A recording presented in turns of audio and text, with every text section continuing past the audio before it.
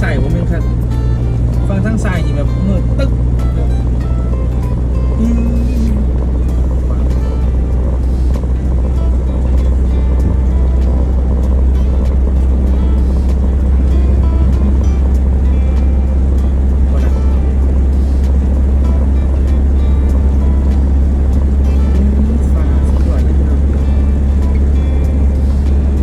ฟังทั้งใส่นี่แบบพูดอ่ะมืดตึ๊กเลยฟังทั้งใส่เลยเดี๋ยวก็เห็นยังไงต้องเฝ้าไปครับต้องเฝ้าไปเฝ้าที่อยากคน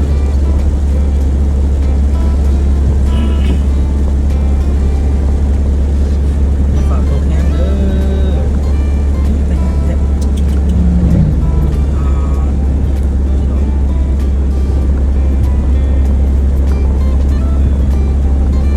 บรรยากาศครับบรรยากาศนะครับบอกตรงนะครับมีโอกาสกลับมาบ้านกลับมาเบิ่งบ้านเบิ่งยังอยู่จังหวัดร้อยเอ็ดนะครับแต่ว่าตอนนี้ฝนกำลังไหลมาแล้ว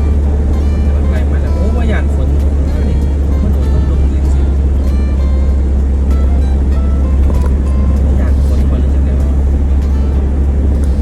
ก็จะเลี้ยงเลี้ยงไปแล้วพี่น้องใกล้ชีวิตแล้วใกล้ชีวิตแล้ว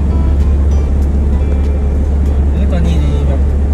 คันพี่น้องไปถึงฟังทั้งไซนี่ก็จะเป็นประมาณว่ามืดนะครับมืดไปเลยมืดแล้วฟ้าแบบเหลี่ยมครับฟ้าโคตรสุดอ่ะอยากหันไปพี่น้องมันเจอแต่ว่ามันขับรถ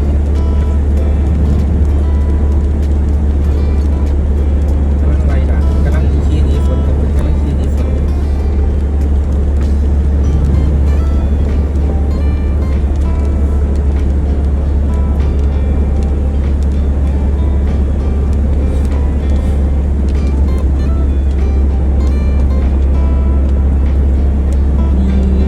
ตื่นแล้วพี่น้อง